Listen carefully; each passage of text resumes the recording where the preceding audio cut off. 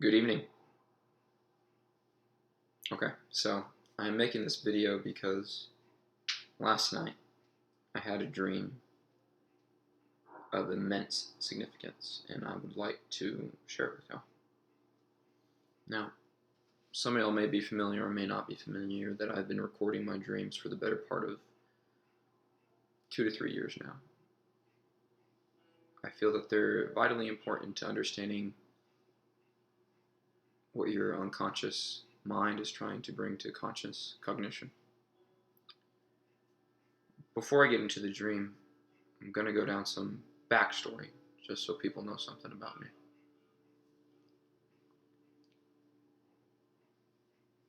I'm currently 25. I'm not married. I have a small family. I don't live with my parents. I live in Austin. My parents live about an hour south of that. I grew up with them my whole life. They're still alive and still together. I have an older sister and a younger brother. And I would say up to this point in my life, and it is yet to come, but I would say that I have not experienced a tremendous hardship or a tremendous life event that's really brought about some hardship and tribulation in my life.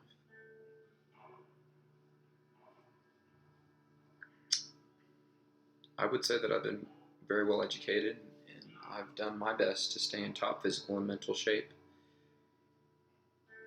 In my early 20s, I became greatly interested in being a better version of myself.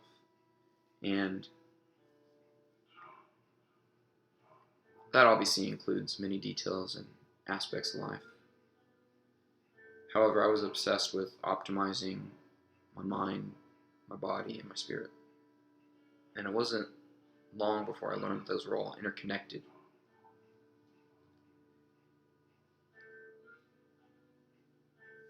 At age 20, I started to study psychology and philosophy. And I would say over the next 5 years, I have consumed over 100 books and research articles and various amounts of media on the topics of nutrition, philosophy, neurology, neuropsychology, neuroscience, and within psychology, specifically evolutionary psychology and the neuropsych aspects.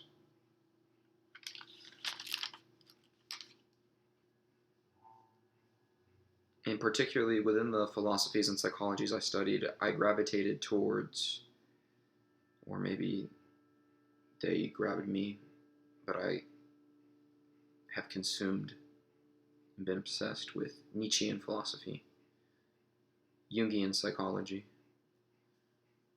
Rogerian psychotherapy, and Freudian psychology. Now, take that for what you will.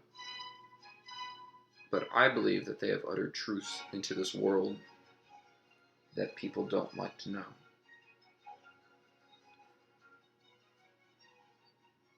So I preface all this before we get to my dream to tell you a little bit about my education and my upbringing.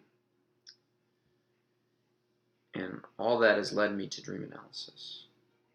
And Carl Jung once said to take every dream gravely seriously because within it contains both something that can help and hurt your lived experience. So I approached the following dream with a heavy emphasis and a heavy influence from Jungian dream analysis and Freudian dream interpretation. I wrote the dream down, and I may go off and extrapolate a few on it, but I'm going to do my best to stay to what I've written.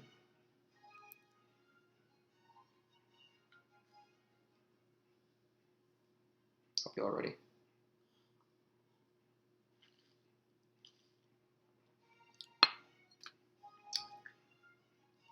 I'm in a building. The air is cool, and you can tell that the building it's well lit, hard tiles. Feels like the building of a corporate building or the building of like a hospital almost or a school. And I'm with people, I don't know who the people are, but there's an aspect of familiarity with them that lets me know that I know them. I don't know how I know them, but I know them. I don't recognize their faces, but there's that camaraderie, familiarity feeling with them. So I get the feeling we're going to leave wherever we're at to go somewhere else. So I go into a hallway or a room to get ready, and part of getting ready, I grab a pistol and I deload the pistol and I cock it back, and I see there's a bullet in there. So I take the bullet out. So now that the gun's cocked back, I click it so it slides forward. It's very normal function and mechanism of a gun. And as I do that, when it slides forward, the part where a bullet would be ejected breaks off. So a portion of the gun breaks off. What I do then is I go and I try to pick up that part that broke off. And as I pick the part up with my right hand, my pinky, my ring, my pointer finger, and a portion of my arm, strangely right here, which I actually had an injury today, but the back part of my tricep and those 3 fingers, they like break off. The fingers literally look as if someone got a knife and cut it about 3/4 of the way down, but there's no blood. So these 2 fingers and this finger right here, they're just bent off, hanging off, like it literally looks like you can just rip them off. And then there's just a portion of my tricep missing. It takes about a second for me to gather my thoughts and realize what's happened. And then the pain comes. But it's not physical pain, strangely enough. This pain it's an emotional pain. It's psychological pain. It's something I've never experienced before. It was like a great loss to me as an individual. It was a great loss to me emotionally. Something like I've never felt before. And not the physical pain of my fingers or the arm, but it was internal what the pain was. So I cry out for help, and a friend comes in. It's someone I work with, and she's a nurse, so she starts tending to my fingers and my arm and asks me how this happens, and I explain exactly as I did to y'all what I did with the gun and what the gun did. And then another girl comes in. She picks the gun up. And as she picks the gun up, her entire right arm, from the shoulder socket down, just falls down, falls apart. And in doing so, when it falls down, that portion of the gun, the same portion that melted those fingers and hurt my arm, melts through the floor. And it melts through the floor beneath that floor. And the floor beneath that floor, so on, so on. It melts all the way down. Eventually to the point where I can't see it. It just goes down, down, down. So I let my wounds get tended to, and the dream transitions to me in a house now. So I'm no longer in this building, this weird building that it was. I'm in a house, a home, and I know it's my time to leave. So I gather my belongings and I get ready to leave, but I was aware that I was not welcomed in that home and that I was staying there as a guest. So I called the owner of that home and I let her know that I'm ready to leave. And I told her that there was an incident and that in the garage was where the incident happened, and the incident was, of course, the melting of the floor and my fingers and arm being damaged, and the girl who lost an arm. I don't really remember what happened to the girl, but before they got damaged all the way down. So, tell her that. She goes, yes, I know. And I told her, hey, I will pay for all the repairs that I caused. And then I offer to buy the house from her, which is really weird, but it's what I offered to do. And I don't remember what she said, but that's where the dream ends. And y'all need to understand, that's the dream in its form. So I've given it forward. Now I'm going to do a bit of interpretation for it, but I've had many dreams, and I've recorded many dreams. And this one may be the most profound. There's another one that is written in my black book that I've shared with a few people. But this one is either equal or surpasses its profundity in how it made me feel the following morning and the ability for me to recall it. So this one's important.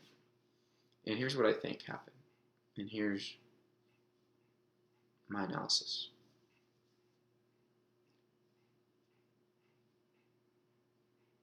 The gun represents a tool. It represents an idea, a belief, a way that I act in the world that's mine.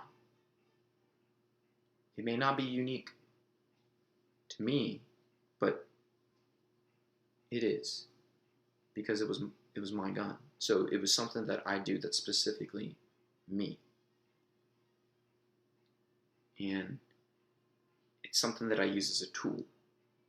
This could be a belief system. This could be an idea. This could be how I treat other people.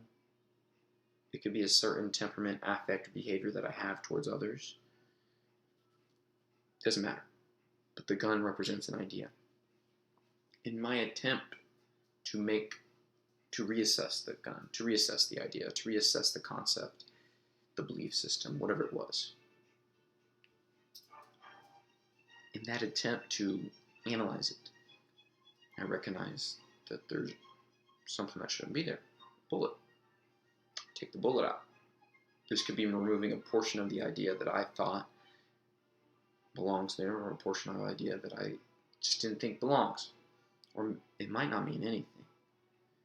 But the point is, I take that bullet out, and then I try to reuse the tool, reuse the idea, and it falls apart. Falls apart. And I try to pick it up, but it's fallen apart. The piece that fell apart, I try to pick up, and it damages me. It damages me internally. It damages me at a level that I've never felt before. And not only does it damage me, it damages someone else. And I recovered with the help of a friend, but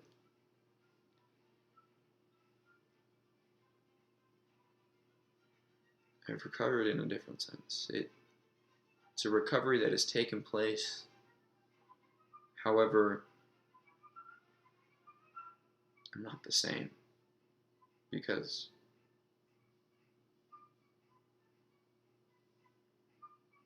that tool that I had is no longer my own. I lost it, and it went all the way down. And I don't know if that tool would have hurt me if I would have left the bullet in there. I don't know if that tool would have hurt me if I wouldn't have used it at that moment. This could be many things. This could mean that there is a belief system, an idea, a mode of acting or behaving in the world that I could use out of context that could hurt me and hurt others.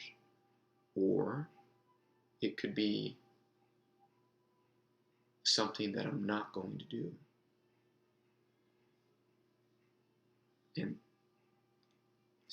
And by omitting to do it, causing me damage. I'm not really sure what it means, to be honest with y'all, but I know that it's important, and I know that that gun represents a tool, and it's the misuse of that tool is going to damage me, it's going to damage other people, And if I'm not careful with that tool is something that I hold to my heart. It's going to hurt me, hurt others. But that's just it. This isn't a car that you take to go get fixed. This isn't a object that you go get fixed. This tool is part of my psyche. You get that? This tool is part of my unconscious.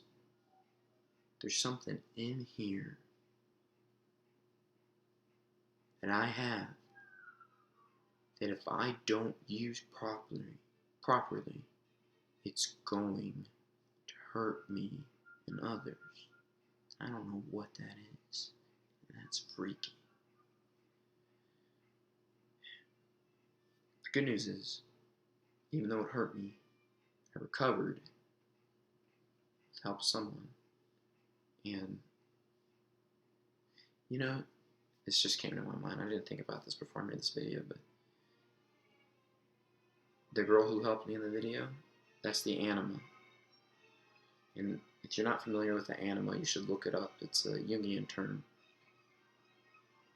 But it's an aspect of both our shadow and our unconscious mind that is feminine in nature, that is there to help us and heal us.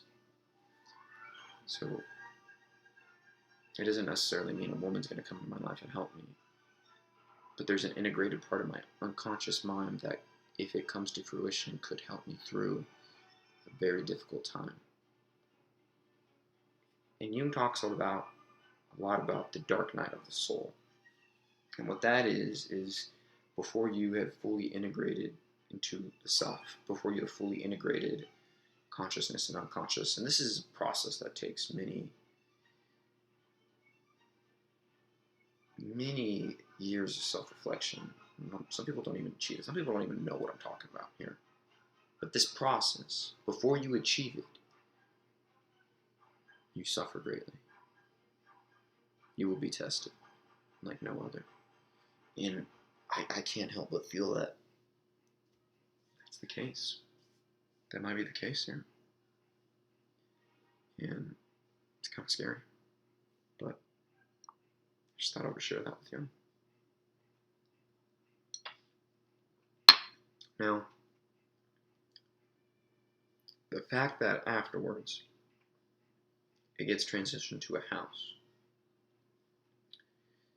In most dreams, the house is akin to the body.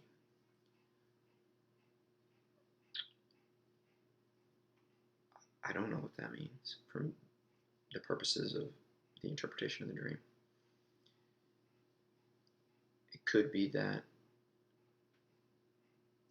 once the gun breaks and damages the building, but the building becomes a house, it could be that that is actually me using that part of my unconsciousness, and now it's being acted out in my body. And that's very important, because the way I acted in that dream showed that I took ownership of the damages I caused, and I offered to own it. So I say that this dream is a vision, and it could be a premonition, it could be a feeling, but it's an inclination of something to come, and it showed me a mode of behavior and acting that would alleviate me from unnecessary suffering. And if I've omitted to behave in that way, then I will suffer, and I don't know how bad I will.